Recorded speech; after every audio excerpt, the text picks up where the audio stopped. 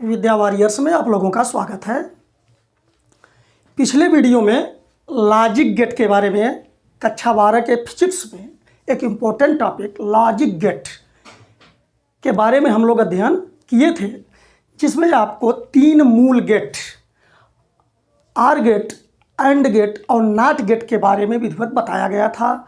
उसका बुलियन व्यंजक, उसका लॉजिक प्रतीक, उसकी सत्यता सारणी। अगर आप यह वीडियो नहीं देखे हैं तो इस वीडियो को पहले आप देख लीजिए, फिर उसके बचे हुए भाग को आज हम समझेंगे। आज हम उसका अध्ययन करने जा रहे हैं, इसलिए आप पिछला वीडियो देख करके मूल लॉजिक गेटों को तैयार कर लीजिए। आइए सार्वत्रिक गेट के बारे में आज समझते हैं कि सार्वत्रिक गेट क्या है। Universal gate a logic gate का एक प्रकार है सार्वत्रिक गेट। सार्वत्रिक का मतलब होता है बेटा, यह सर्वत्र शब्द से बना है। सर्वत्र का मतलब होता है हर जगह, जो हर जगह लागू हो। तो सार्वत्रिक गेट क्या हुआ? सार्वत्रिक गेट वे गेट होते हैं जिनका हम बार बार प्रयोग अगर करें। अब बार बार प्रयोग करने का क्या मतलब हुआ? कल हमने समझाया था, पिछला वीडियो आप देखेंगे तो लॉजिक गेट है क्या, वहाँ तर्क काम करता है और तर्कों के लिए प्रतीक आता है, तर्कों के लिए सत्यता सारणी आती है, उनका बुलियन व्यंजक बनता है, यह सब समझाया था। अब अगर ऐसे गेट तैयार किए जाएं कि जिसमें कई लॉजिक गेट लगें और ऐसा बार बार उनका प्रयोग किया जाए कि जो हमारे तीनों मूल गेट हैं, आर गेट, एंड गेट और नॉट गेट, वे फिर से प्राप्त हो जाएं। यानी इन 3 गेटों की जो सत्यता सारणी है वह फिर से वापस हमको मिल जाए। तो परिभाषित करेंगे इस प्रकार सार्वत्रिक गेट को कि सार्वत्रिक गेट वे गेट होते हैं या वे लॉजिक गेट होते हैं जिनके बारंबार प्रयोग से मूल गेटों यानी आर गेट, एंड गेट और नॉट गेट को प्राप्त किया जा सकता है। ठीक, तो ऐसे सार्वत्रिक गेट 2 होते हैं यहाँ जो आपको पढ़ने के लिए हैं, नैंड गेट और नॉर गेट। ये आर गेट, एंड गेट और नॉट गेट से अलग हैं, नैंड गेट और नॉर गेट। लेकिन इनको बनाने में सहयोग उन 3 मूल गेटों का ही रहेगा। तो सार्वत्रिक गेट आपको नैंड और नॉर पढ़ने हैं, नैंड गेट और नॉर गेट। ठीक, फिर दोहरा दे रहा हूँ, मूल गेट थे आर गेट, एंड गेट और नॉट गेट, और सार्वत्रिक गेट हैं नैंड और नॉर। बहुत मज़ेदार टॉपिक है। अब देखिए समझते हैं इसको। अब यहाँ नैंड गेट के बारे में पहले उठाते हैं। यहाँ ध्यान दो बेटा, ध्यान से देखो तो नैंड में एंड है और यन है पहले, और कुल मिला के नैंड पढ़ दिया हमने। दरअसल यह है क्या, यह एंड गेट जो आप मूल गेट में पढ़ चुके हैं वह, और यन जो है नॉट गेट का केवल यन लिया गया है, नॉट का यन लेकर के यहाँ जोड़ दिया जाता है। तो यह यन नॉट गेट का प्रतीक है, के लिए प्रयुक्त है, और एंड जो है वह एंड गेट के लिए है। नॉट गेट का केवल यन लिए लिया जाता है, और एंड गेट तो हो गया नैंड गेट। और यह बनता कैसे है, इसको अगर आप समझ रहे हैं, इनके अक्षरों को समझ रहे हैं, तो आप कैसे बनता है यह भी समझ लिए कि यह एंड गेट और नॉट गेट के संयोजन से बनता है। एंड गेट भी मूल गेट है और नॉट गेट भी मूल गेट है, दोनों के संयोजन से नैंड गेट बनता है। अब इनका संयोजन कैसे होता है, अब वो संयोजन एक चित्र द्वारा हम आपको दिखा रहे हैं और लॉजिक प्रतीक द्वारा। अभी तो इसे लॉजिक प्रतीक हम नहीं कहेंगे बेटा, अभी एक संयोजन केवल आपको दिखा रहा हूँ। आपने कल पढ़ा था यह एंड गेट का यह एंड गेट का लॉजिक प्रतीक है। हमने कहा था इसको आप तैयार रखिए। एंड गेट का लॉजिक प्रतीक, एंड गेट में बताया था कि 1 से अधिक निवेशी चर होते हैं, क्योंकि इसमें एंड होता है। एंड मतलब और तब प्रयुक्त होगा जब 1 से अधिक चीज़ें होंगी। और निर्गत चर इसका 1 बताया था कि निर्गत सब में 1 होता है। चूँकि और संयोजन करना है हमको एक नॉट गेट का, इसलिए हम इसको अभी वाई डैश से दिखा रहे हैं। अब यहीं से एक नॉट गेट का अगर हम संयोजन कर दें तो नॉट गेट का लॉजिक प्रतीक आपको मालूम है त्रिभुज की तरह दिखा करके यहाँ एक वृत्त छोटा सा बना दिया जाता है और फिर तब रिजल्ट जो निकलेगा उसको हम वाई ले लेंगे। आप ध्यान से देखिए, यहाँ हमने किया क्या है, एंड गेट से जो रिजल्ट मिला उसको नॉट गेट में जोड़ दिया, फिर जो यहाँ निर्गत मिला वह वाई है। यानी हमने एंड और नॉट को संयोजित कर दिया। ये तो केवल संयोजन है। अब लॉजिक प्रतीक जो इसका बनेगा वह अलग है, उसको आप ध्यान से देखिए और आप संयोजन केवल जानते रहिए। परीक्षा में आपसे लॉजिक प्रतीक अगर पूछेगा तो आप लॉजिक प्रतीक केवल लिखेंगे। इसका लॉजिक प्रतीक क्या है, अब इसको शार्ट करते हैं थोड़ा सा, आप समझिए। यह नैंड है तो नैंड हमने बताया कि एंड और नॉट का संयोजन है, तो एंड और नॉट को जोड़ेंगे, थोड़ा इसको छोटा कर लेंगे। कैसे, एंड गेट तो इसी तरह से दिखा देंगे जैसे दिखाते हैं एंड गेट का लॉजिक प्रतीक, ए और बी। इतना तो आप समझ रहे हैं। अब इसी में हमको नॉट गेट लगा करके छोटा कर देना है। तो आप याद रखिए कि नॉट गेट का जिसमें संयोजन होता है तो यह त्रिभुज उसमें न जोड़ करके केवल इसका ये जो वृत्त छोटा सा बनाया गया है, चाहे आप उसको जिस तरह भी समझ लें, जीरो कह लें, वृत्त कह लें, कुछ कह लें, आप जानते रहिए। तो वही हम तो मजाक में कभी कभी कहते हैं नट। इस नट को उठाइए और यहाँ जोड़ दीजिए, यही नट नाट है। मतलब नाट का प्रतीक यह त्रिभुज गायब कर दिया जाता है, केवल यही उठा करके इसमें जोड़ दिया जाता है। तो यह तो हुआ एंड और यह और जुड़ गया नाट वाला, तो यह पूरा बन गया नैंड। यानी अब यहाँ लिख दे रहे हैं N A N D, NAND gate. और इसका जो निर्गत निकलेगा वह ये वाला वाई कर दीजिए, बीच वाला पोर्शन गायब हो गया। यहाँ से हमने शुरू किया, इसका नट उठाया यहाँ लगा दिया और यह रिजल्ट निर्गत मिल गया और यह हो गया इसका लॉजिक प्रतीक। आशा है आप समझ रहे हैं। अगर आपको छोटा दिखाई देता हो सकता है और साफ बना दे रहे हैं। देखिए यह हो गया एंड गेट और इसमें उसका नट ला करके पहना दिए। ये हो गया नार गेट पूरा। इसका जो निर्गत है वह वाई। निर्गत हमेशा एक ही होता है सब में, पिछले वीडियो में समझाए हैं। अब यह क्या बन गया, नैंड गेट।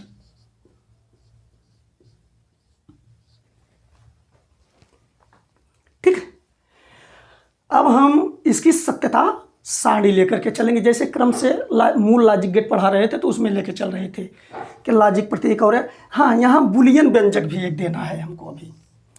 तो बुलियन व्यंजक पर आप ध्यान दीजिए।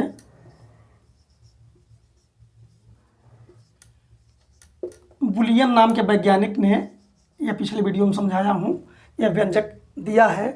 तो बुलियन व्यंजक इसको बनाने के लिए क्या करेंगे, यहाँ आप देखिए एंड गेट है तो एंड को हम कैसे दिखा रहे थे, ए और यहाँ गुणे का चिन्ह लगा देते हैं, डॉट वाला, एक क्रॉस वाला नहीं। तो इसे लेकिन पढ़ते हैं इसे ए एंड बी। और नॉट गेट में आपने देखा था कि ए के ऊपर ऐसे बार का चिन्ह दे देते हैं तो नॉट ए बन जाता है। अब यहाँ ए एंड बी पूरे को नॉट करना है हमको, तो पूरे को करना है तो पूरा आप कर दीजिए, ऐसे पूरे पर लगा दीजिए। अब इतना बराबर जो रिजल्ट आपका निर्गत आ रहा है वाई कर दीजिए। यही हो गया बुलियन व्यंजक। और इसे पढ़ेंगे ए एंड बी। अब ध्यान दीजिए, ए एंड बी निगेटेड, ये जो बाहर का चिन्ह है इसे निगेटेड पढ़ेंगे। निगेटेड यानी N E G A T E D और फिर equals U Q U A L S equals Y. ठीक, A and B negated equals Y. यह हुआ इसका बुलियन व्यंजक। आशा है इतना आप समझ गए। अब चलते हैं इसकी सत्यता सारणी पर। देखिए फिर से यहाँ लॉजिक प्रतीक का बुलियन व्यंजक आपको दे दिया हूँ ताकि सत्यता सारणी बनाने में सरलता रहे। और आप लोग समय देखकर स्क्रीनशॉट ले ले लिया करें, क्योंकि कभी कभी मैं भूल जाता हूँ कहने में, तो इसलिए फिर से दे दिया हूँ ताकि आप स्क्रीनशॉट इसका ले लें। अभी आप रुके रहिए, हम बताएंगे स्क्रीनशॉट के लिए। तो अब यहाँ देखिए सत्यता सारणी, जैसे आप पिछले वीडियो में समझे हैं कि सत्यता सारणी के लिए संभावनाएं देखेंगे। बताया था हमने कि अगर ए ऑन है तो अगर ऑन है कोई स्विच तो 1 और ऑफ है तो 0, यानी कोई घटना सत्य है तो 1 से दिखाया जाएगा, असत्य है तो 0 से दिखाया जाएगा। ठीक, तो आप यहाँ देखिए कि अगर मान लीजिए कि ए निवेशी जो है वह लगा हुआ है यानी ऑन है, तो ऑन का मतलब 1, और अगर बी नहीं लगा हुआ है तो हमको मालूम है कि ए एंड बी में और है चूँकि, तो दोनों अगर रहेंगे तभी रिजल्ट मिलेगा, तभी संभावना जो होगी वह सत्य होगी। लेकिन यहाँ एक सत्य है लेकिन बी सत्य नहीं है, तो जो रिजल्ट आएगा वह भी सत्य नहीं होगा। लेकिन यह 2 पार्ट में चलेगा, इसलिए इसका एक पार्ट और बना दिए हैं बेटा ताकि आप समझ सके अच्छी तरह से। अभी ए एंड बी का रिजल्ट था, लेकिन हम पढ़ रहे हैं नैंड गेट, माने ए एंड बी का अब निगेटेड। तो नाट वाला जो रूप था कि जब ए सत्य होगा तो नाट ए असत्य होगा, जब ए असत्य होगा तो नाट ए सत्य होगा। यानी जब ए 0 तो नाट ए 1, और जब ए 1 तो नाट ए 0। वही यहाँ भी लेकर चलेंगे। अगर ए एंड बी 0 है तो नाट ए एंड बी सत्य होगा यानी 1। फिर अगर ए मान ले रहे हैं यहाँ निवेश जो है वह इनपुट 0 है तो बी और बी चालू है अगर, तो वह 1 कहा जाएगा। ठीक, लेकिन एंड है तो दोनों का होना जरूरी है, इसलिए रिजल्ट नहीं पाएंगे हम, और यह स्थिति दिखाई जाएगी 0 से। ठीक है, असत्य है। अब फिर इसका जो नाट होगा, चूंकि हम नैंड गेट पढ़ रहे हैं तो अब इसका नाट 1 हो जाएगा। इसी तरह से अब अगर हम यह समझें कि ए भी चालू है, वैसे हम यहाँ 0 लेकर चलते हैं बेटा शुरू में कि दोनों नहीं चालू हैं, दोनों नहीं चालू हैं तो ए एंड बी में भी चालू नहीं होगा, तो यह 1 से आएगा। अब मान लीजिए कि बी चालू है और ए चालू नहीं है, माने ए को 0 स्तर पे दिखाया गया और बी को 1 पर, तो एंड में दोनों का होना जरूरी है, इसलिए यह असत्य होगा, 0 होगा। और जब यह 0 होगा तो इसका निगेटेड जो होगा, मतलब नॉट ए एंड बी, वह सत्य होगा यानी 1 होगा। अब आगे बढ़ते हैं। अब मान लीजिए कि ए चालू है, ए ऑन है। अब ए ऑन है तो उसको 1 से दिखाएंगे और बी ऑन नहीं है तो 0 से। कितनी संभावनाएं हो सकती हैं ए और बी के संदर्भ में, वही चीज़ें ले रहा हूँ कि हो सकता है दोनों ऑन ना हो तो 0-0, हो सकता है बी ऑन हो ए ऑफ हो तो बी 1 और ए 0, और हो सकता है कि बी ऑफ हो यानी 0 और ए ऑन हो तो 1, लेकिन एंड में दोनों को होना जरूरी है। अब यहाँ एक 0 है तो एक है, एक ऑन है तो एक ऑफ है, इसलिए रिजल्ट आपको नहीं मिलेगा, ऑफ की स्थिति मिलेगी। लेकिन जब इसका निगेटेड आप करेंगे तो 1 मिलेगा, जस्ट उल्टा कर देते हैं। फिर अगली स्थिति क्या खड़ी होती है कि जब ये ए भी ऑन हो और बी भी ऑन हो। अब ए ऑन और बी ऑन, तो एंड में जब दोनों रहेंगे तभी वह ऑन माना जाएगा, जो निर्गत होगा। तो निर्गत 1 हुआ और निगेटेड जब ले चलेंगे तो ए का निगेटेड 0। यह हुई इसकी सत्यता सारणी। अब इसको संक्षेप में इस प्रकार लिखेंगे, जो हमने इसको 2-3 स्टेप बना दिया था, अब इसको ऐसे भी लिख सकते हैं। एक शार्ट रूप इसका हो जाएगा ए बी और A and B negated Y. अब देखिए ए एंड बी जो शुरू में निकाला था उसको हमने गायब कर दिया। अब एक साथ भी समझने की हम कोशिश करेंगे कि किस प्रकार से अगर हम एक साथ बनाना चाहें तो भी तर्क कर सकते हैं। आइए समझते हैं। आप केवल यहीं देखिए, ए ऑफ है, बी ऑफ है, तो 0 0 से दिखाएंगे। तो हम पहले ए एंड बी निगेटेड है ना, तो पहले ए एंड बी पर जाएंगे डायरेक्ट। जैसे इसमें अलग से लिख दिए हैं, हम वैसे उसे अपने दिमाग में सोच लेंगे कि ए अगर 0 स्थिति में है, बी 0 स्थिति में है, तो ए एंड बी भी 0 स्थिति में होगा, तब A and B negated on होगा, यानी एक स्थिति में होगा।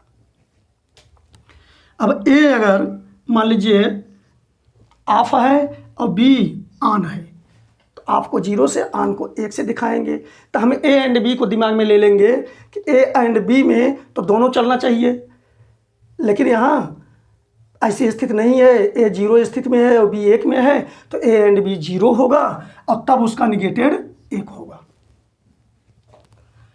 अब ए ऑन हो और बी ऑफ हो, ए 1 स्थिति में हो और बी स्थिति 0 में हो, तो एंड में 0 स्थिति प्राप्त होगी, तो उसका निगेटेड 1 प्राप्त होगा। अब अगर दोनों ऑन की स्थिति में हो ए और बी, तो 1 1 से दिखाएंगे, तो एंड में रिजल्ट मिलता है, तो जो निर्गत होगा वह 1 निर्गत मिलेगा, लेकिन जब निगेटेड में जाएंगे तो फिर यह 0 हो जाएगा। आप यह देखिए फाइनल 1 1 0 1 1 1 0, ये स्टेप हमने ख़त्म कर दिया। ये केवल अपने दिमाग में लेकर के इसको बना दिया। ठीक है, इस तरह से आप बना सकते हैं। ना समझ में आए तो इसे तोड़ करके पहले बना लीजिए, इसके बाद इसको लिख दीजिए। अब आशा है इस बात को आप समझ गए होंगे।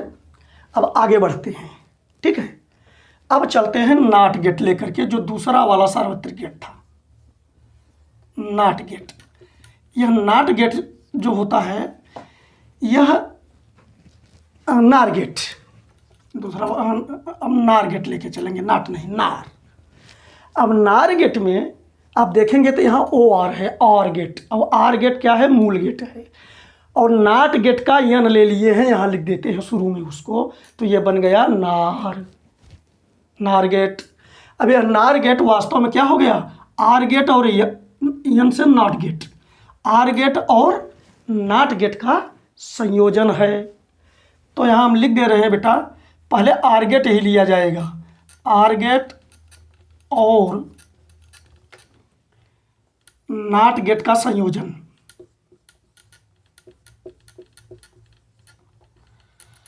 नॉट गेट का संयोजन है यह। यानी अगर इसे हम लॉजिक प्रतीक से संयोजन करके दिखाएं, तो पहले हम आर गेट लिखेंगे, और आर गेट का परिपथ प्रतीक आपको याद है, लॉजिक प्रतीक, कि आर गेट का लॉजिक प्रतीक इस तरह बनता है।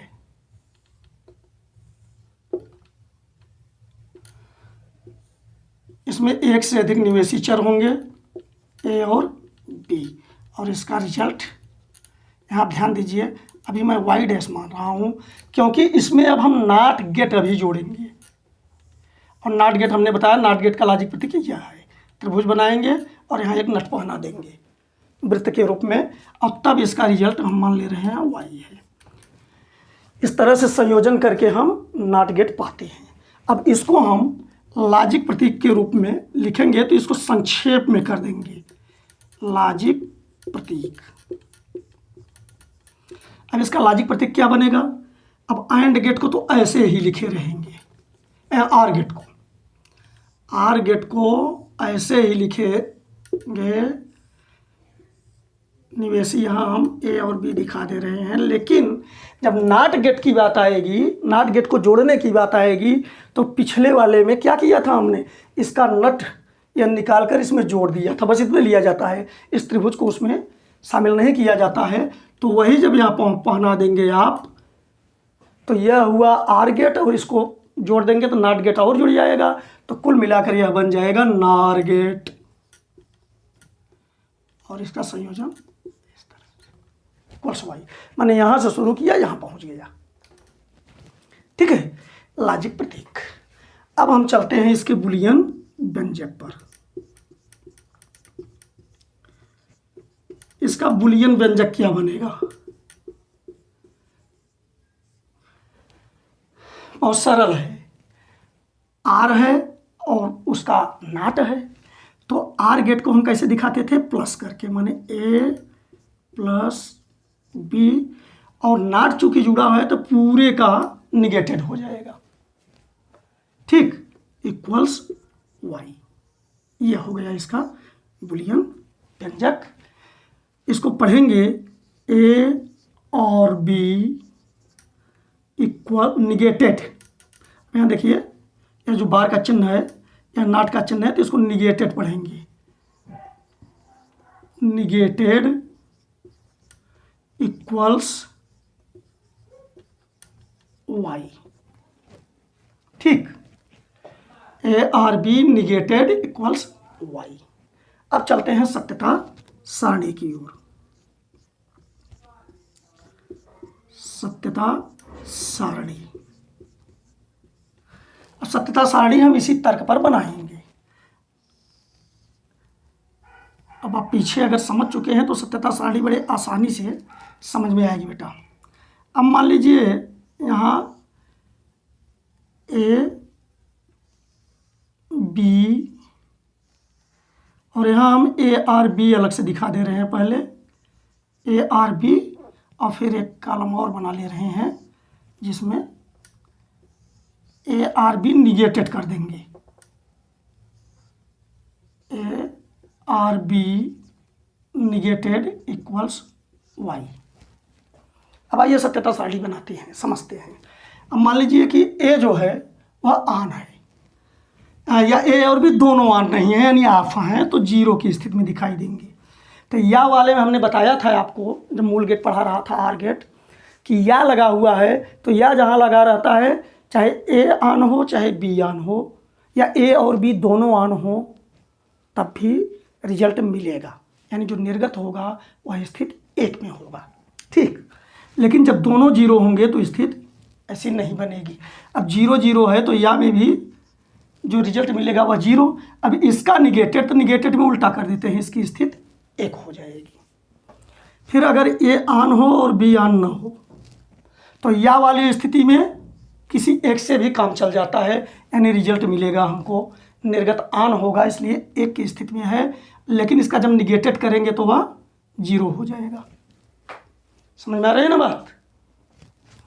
अब फिर अब हम ए को जीरो स्थिति में और बी को स्थिति एक में लेते हैं, यानी बी यहाँ ऑन है इसको चालू रखा है और ए को चालू नहीं रखा है, तो या की स्थिति में तब भी रिजल्ट ऑन मिलेगा और जब इसका निगेटेड करेंगे तब यह जीरो हो जाएगा।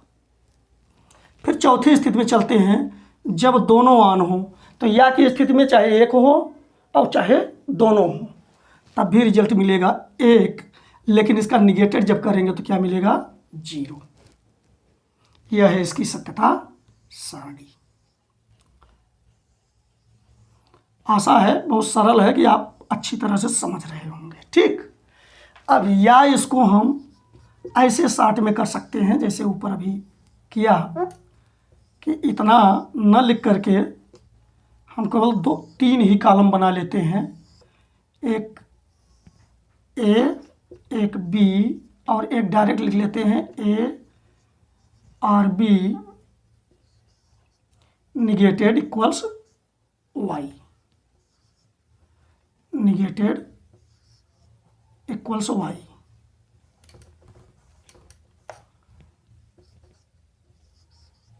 ठीक।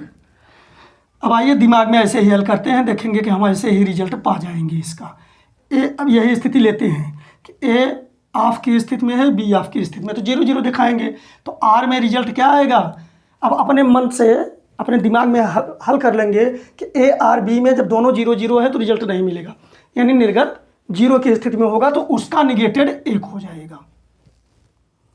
इसी तरह से दूसरा केस अब लेते हैं, जब ए ऑन की स्थिति में हो और बी ऑफ की स्थिति में, तो आर वाले में कोई एक अगर ऑन की स्थिति में हो तब भी निर्गत ऑन होता है, यानी एक की स्थिति में होता है तो एक हो जाएगा, लेकिन इसका निगेटेड जीरो हो जाएगा।